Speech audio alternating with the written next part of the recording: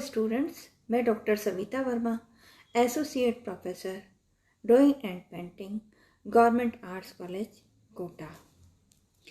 मेरे हाथ में हथौड़ी व छेनी आते ही मैं बहुत उत्साहित हो जाता हूँ।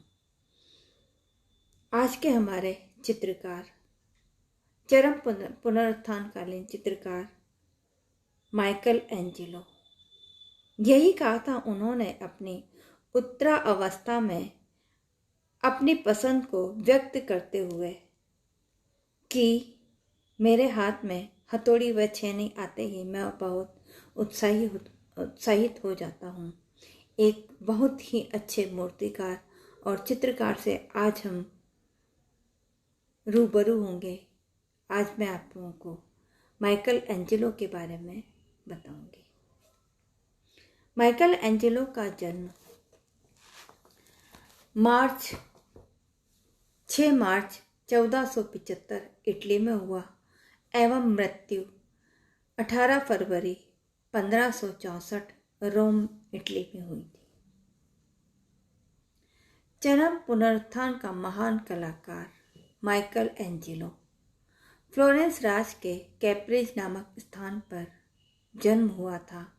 इससे पहले मैं चरम पुनरुत्थानकालीन चित्रकार आप लोगों को पढ़ा चुकी हूँ। लियोन आज हम पढ़ रहे हैं माइकल एंजेलो। जहाँ उसके पिता एक रेजिडेंट न्यायाधीश थे, उनका जन्म होने के कुछ समय बाद परिवार को फ्लोरेंस स्थानांतरित होना पड़ा। 1488 में पारिवारिक विरोध का सामना करते हुए उसने डोमिनिक गिरलैंडियो की चित्रशाला में कार्य सीखना आरंभ किया। 3 वर्ष तक वह वहाँ रहे। आगे चलकर अपने जीवन में उसने इस तथ्य को छुपाने की चेष्टा भी की, क्योंकि वह नहीं चाहते थे कि उसके शिक्षकों में किसी साधारण कलाकार का नाम लिया जाए। कुछ ही समय पश्चात वह लोरेंजो द मेडिसी के संरक्षण में वोर्तेलेदो के पास कार्य सीखने पहुंच गए।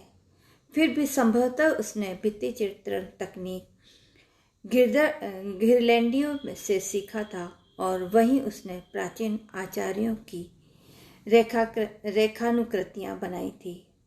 इनमें से जियोतो तथा मिसाचियो की अनुकृतियाँ लून, म्यूनिक व वियना में है।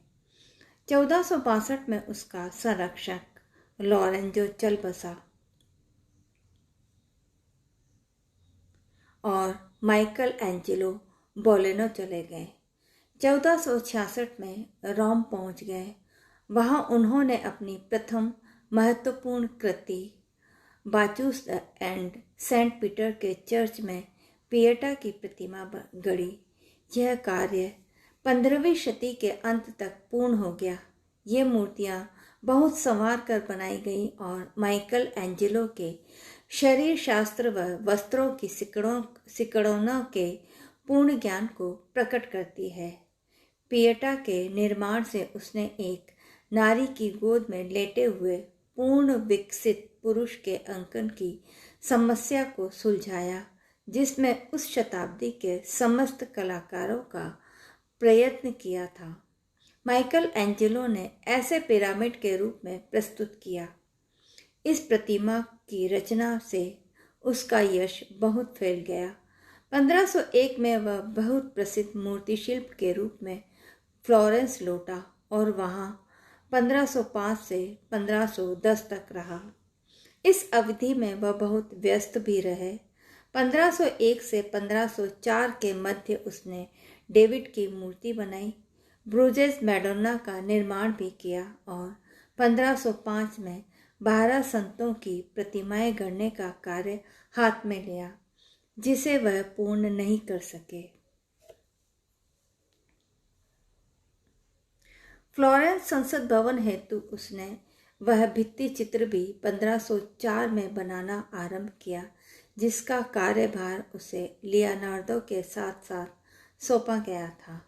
यह कार्य पूर्ण न हो सका और 2 महान स्थानीय कलाकारों द्वारा महान कलाकृति की रचना का स्वप्न अधूरा ही रह गया।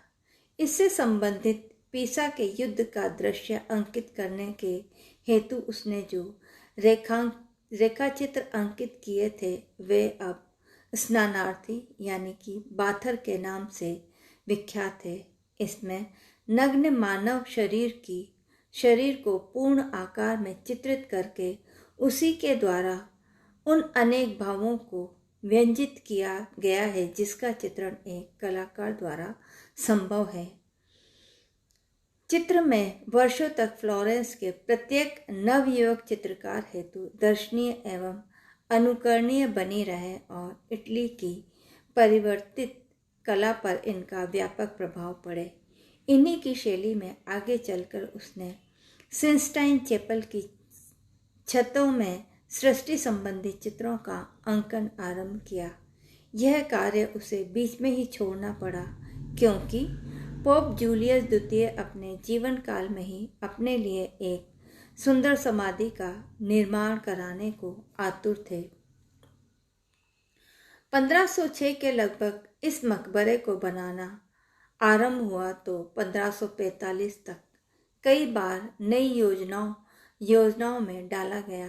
माइकल एंजेलो कोई 40 वर्ष तक इसका निर्माण अपने निदर्शन में कराया और 1545 में जब वह 70 वर्ष के हुए उन्होंने शेप की एक विशाल कांस्य प्रतिमा भी इसके हेतु निर्मित की।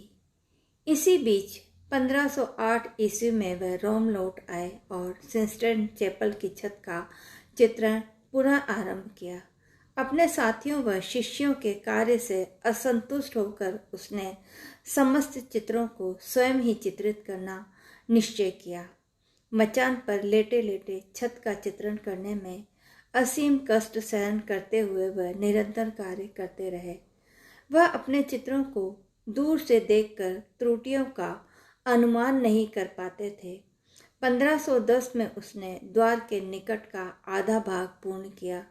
1512 में उसने शेष कार्य आरंभ किया और उसे शीघ्र ही पूरा कर डाला। उसके ये चित्र इसी महान कलाकृतियां मान लिए गए हैं। यद्यपि वहाँ राफेल भी कार्य कर रहे थे किंतु माइकल एंजेलो की कृतियां ही सर्वश्रेष्ठ स्वीकार की गई। इस समय उसकी आयु केवल 35 वर्ष की थी और वह महानतम जीवित चित्रकार मान लिए गए। उसे सांसारिक मनुष्यों से बढ़कर समझा जाने लगा। इन चित्रों में रघुनाथ, धर्मदूत, ईसा के पूर्वज, पृथ्वी पर प्राणियों का आरंभिक जीवन तथा दीवार पर मूसा एवं ईसा के जीवन चरित्र अंकित हैं। प्रथम दृश्य में अकेला ईश्वर सृष्टि रचना के हेतु उद्धत दर्शाया गया है। तत्पश्चात उसके द्वारा विभिन्न वस्तुओं का सृजन, आदम और हव्वा का स्वर्ग से पतन, प्रलय, नूह का मद आदि चित्रित हैं। समस्त चित्रों के पीछे नव अफलातूनवादी विचारधारा छिपी हुई है। इनके पश्चात धर्मदूत और भविष्य सृष्टा चित्रित है। साथ ही ईसा के जन्म की भविष्यवाणी का अंकन हुआ। चारों कोनों में मुक्ति संबंधी दृश्य हैं। नीचे के अंधेरे भागों में ईसा के पूर्वजों का चित्रण भी है।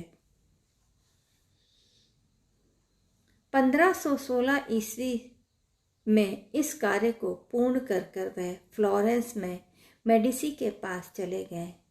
उसका जीवन आश्रयदाता पोप लियो 10 था जो लोरेंजो का छोटा पुत्र था। उसने अपने पारिवारिक चर्च के प्रवेश द्वार पर को पूर्ण करने का कार्य सौंपा किंतु 4 वर्ष तक सर कपाने के पश्चात भी वह उसे नहीं बना सके। 1524 में इस पर पुनः कार्य आरंभ हुआ। इसी समय उसे लॉरेंजियाना पुस्तकालय के भवन की योजना बनाने का कार्य भी सौंपा गया। उसके हेतु उसने जूलियानो तथा लोरेंजो की प्रतिमाएं एवं दिन रात और प्रातः संध्या की कृतियां निर्मित की। ये मूर्तियां उसकी शैली के श्रेष्ठ उदाहरण हैं। 1527 में मेडिसी को फ्लोरेंस से निकाल दिया गया। माइकल एंजेलो ने राज्य का पक्ष लिया। 1526 में उसे एक बार आतंक के कारण भागना पड़ा। 1530 में मेडिसी ने धार्मिक क्षेत्र में पुनः अपना आधिपत्य स्थापित कर लिया। माइकल एंजेलो को धना कर दिया और उसने पुनः 1524 तक वहाँ कार्य किया। उसके पश्चात वह रोम में जाकर स्थायी रूप से रहने लगा और जीवन के अंतिम वर्ष वहीं व्यतीत किए। वहाँ सिस्टाइन चैपल की वेदी की भित्ति पर अंतिम न्याय का चित्रण करने हेतु उसे पुनः आमंत्रित किया गया। 1536 में उसने उसमें कार्य आरंभ किया। इस बीच रोम पर आक्रमण हुआ और इससे माइकल एंजेलो के मन में एक प्रकार की निराशा व्याप्त हो गई, जो इस कृति में स्पष्ट दिखाई देती है। इन समस्त चित्रों से लोगों में यह धारणा बलवती हुई कि नग्न मानव आकृतियों को स्थितिजन्य लघुता की दृष्टि से विभिन्न मुद्राओं में प्रस्तुत करना ही चित्रकला का लक्ष्य है और यह बहुत कठिन है। पाल तृतीय ने इससे प्रभावित होकर 2 अन्य चित्रों के हेतु उसे आमंत्रित किया। यह है संत पाल की बातचीत और संत पीटर की सूली। माइकल एंजेलो अब 74 वर्ष के थे। अब वह भवन निर्माण में अधिक रुचि लेने लगे। संत पीटर के प्रसिद्ध चर्च का वह प्रधान वास्तुशिल्प था। जीवन के अंतिम दिनों में उसने ईसा की सूली के अनेक रेखाचित्र बनाए, सुंदर कविताएं लिखी, पियटा का निर्माण किया।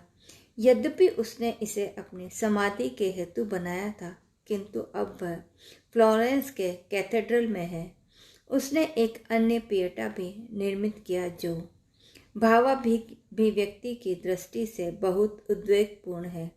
उसमें ईसा तथा मेरी की आकृतियां परस्पर लीन होती हुई दिखाई गई हैं। इस पर कार्य करते हुए 18 फरवरी 1564 में उसकी मृत्यु हो गई।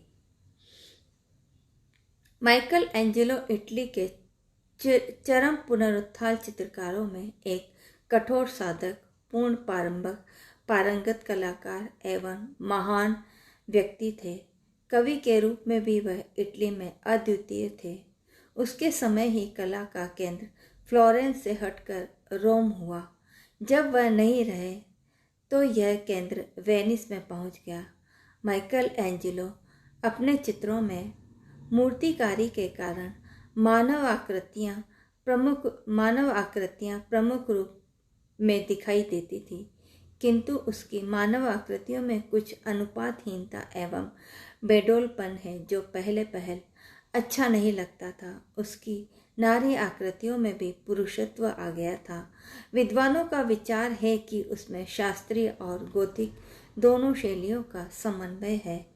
एक और तो वह मांसल और ठोस शरीर का चित्रण करना चाहते थे, जो उसका वंशानुगत प्रभाव था। दूसरी ओर वह गोथिक प्रभाव के कारण आत्मा की बेचैनी और सृष्टि के रहस्यों को अंकित करना चाहते थे। अंत में वह बरोक की कला का शक्तिमत्ता से आकृष्ट हुए। माइकल ने प्रकृति के भव्य चित्रण को तिलांजलि दे दी थी। उसकी कला में ऐसे व्यापक प्रयोग हैं जो उसे जियोत्तो से लेकर 20वीं शती तक के कलाकारों से संबंधित करते हैं। पुनरुत्थान के पश्चात जो रीतिवादी मैनरिज्म प्रचलित हुआ, उस पर माइकल एंजेलो का प्रभाव पड़ा। उसे बरोक कला का पिता भी कहा जाता है। माइकल एंजेलो की वॉल पेंटिंग्स जो उन्होंने सिस्टाइन चैपल की छत पर बनाई गई थी।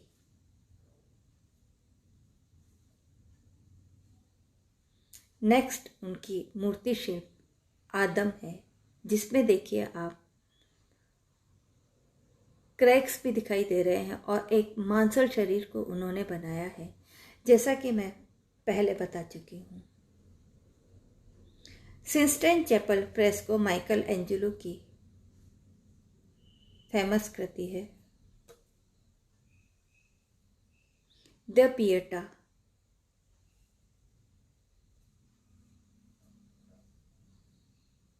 हाथ।